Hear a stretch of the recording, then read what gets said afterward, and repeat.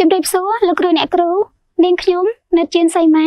ជាមន្ត្រីនាយកដ្ឋានបឋមសិក្សានៃក្រសួងអប់រំយុវជននិងកីឡាលោកគ្រូអ្នកគ្រូប្រហែលជាបានជ្រាបហើយថាក្រសួងអប់រំបានរៀបចំកញ្ចប់សម្ភារៈថ្នាក់ដំបូងសម្រាប់មុខវិជ្ជាគណិតវិទ្យានិងភាសាខ្មែរដើម្បីជួយលោកគ្រូអ្នកគ្រូក្នុងការបង្រៀនឲ្យមានភាពងាយស្រួលនិងមានប្រសិទ្ធភាពជាងមុននៅក្នុងវីដេអូនេះនាងខ្ញុំនឹងបង្ហាញលោកគ្រូអ្នកគ្រូអំពីកញ្ចប់សម្ភារៈគណិតវិទ្យាថ្នាក់ទី3ថាតើមានអ្វីខ្លះកញ្ចប់សម្ភារៈគណិតវិទ្យាថ្នាក់ទី3មាន6គឺទី1សៀវភៅគណិតវិទ្យាថ្នាក់ទី3ដែលយើងធ្លាប់ហៅថាសៀវភៅសិក្សាគោលគឺជាសៀវភៅតែមួយគត់ដែលលោកគ្រូអ្នកគ្រូកំពុងប្រើប្រាស់សពថ្ងៃនៅសាលារៀនទី2សៀវភៅណែនាំគ្រូគឺជាសៀវភៅដែលមានលំនាំសកម្មភាពបង្រៀនរួចជាស្រេចសៀវភៅនេះមានលំនាំសកម្មភាពគ្របដណ្ដប់ខ្លឹមសារនៅក្នុងសៀវភៅសិស្សបច្ចុប្បន្ននិងមានបន្ថែមខ្លឹមសារ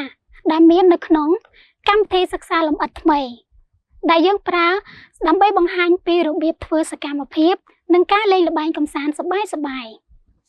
ទី3សៀវភៅជំនួយគណិតវិទ្យាគឺជាសៀវភៅដែលមានលំហាត់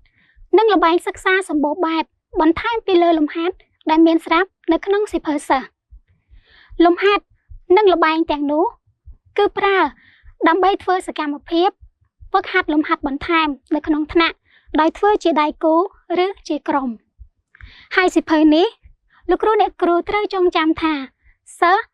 មិនអាចសរសេរនៅក្នុងសៀវភៅនេះបានទេទី4សៀវភៅលំហាត់កូនស្វាឆ្លាតមានលំហាត់និងល្បែងប្រហាក់ប្រហែលគ្នាទៅនឹងសៀវភៅជំនួយគណិតវិទ្យាដែរប៉ុន្តែសៀវភៅនេះសម្រាប់ប្រើនៅផ្ទះហើយឪពុកម្ដាយអាចបង្រៀនកូនបន្ថែមបានហើយសៀវភៅនេះក៏មានលក់នៅលើទីផ្សារផងដែរទី5សម្ភារៈបង្រៀននិងរៀនឬសម្ភារៈឧបទេសដែលមានដូចជាបានព្រួយនាឡិកាសុបដិមិត្តថាបង្វិលនិងសម្ភារៈមួយចំនួនទៀតផងដែរម្យ៉ាងវិញទៀតលោកគ្រូអ្នកគ្រូក៏អាចទាញយកសៀវភៅណែនាំគ្រូស្ដីពីរបៀបផលិតនិងប្រើប្រាស់សម្ភារៈគណិតវិទ្យាថ្នាក់ទី3ពីគេហទំព័ររបស់ក្រសួងអប់រំហើយលោកគ្រូអ្នកគ្រូក៏អាចទាញយកសម្ភារៈទាំងអស់នោះមកប្រើប្រាស់បានតាមរយៈ QR code ដែលមាននៅក្នុងសៀវភៅទី6វីដេអូណែនាំការធ្វើលំហាត់ក្នុងសៀវភៅកូនស្វាឆ្លាតដែលមាននៅក្នុងគេហទំព័ររបស់ក្រសួងអប់រំកុមាររៀនកុមារចេះ e-learning app និងគេហទំព័រសាលា Digital ដើម្បីស្វែងយល់លម្អិតអំពីសៀវភៅនីមួយៗឲ្យកាន់តែច្បាស់សូមអានការណែនាំនៅក្នុងសេចក្តីផ្ដោតនៃសៀវភៅនីមួយៗកញ្ចប់សម្ភារៈគណិតវិទ្យាដែលនាងខ្ញុំទើបតែបានបង្ហាញនេះមាននៅលើគេហទំព័ររបស់ក្រសួងអប់រំយុវជននិងកីឡា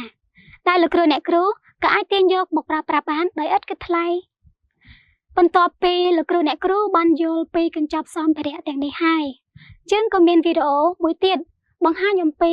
របៀបបន្ស៊ីនៃការប្រើប្រាស់កញ្ចប់សម្ភារៈទាំងអស់នេះអញ្ចឹងសូមលោកគ្រូអ្នកគ្រូរងចាំទស្សនាវីដេអូបន្ទាប់សូមអរគុណ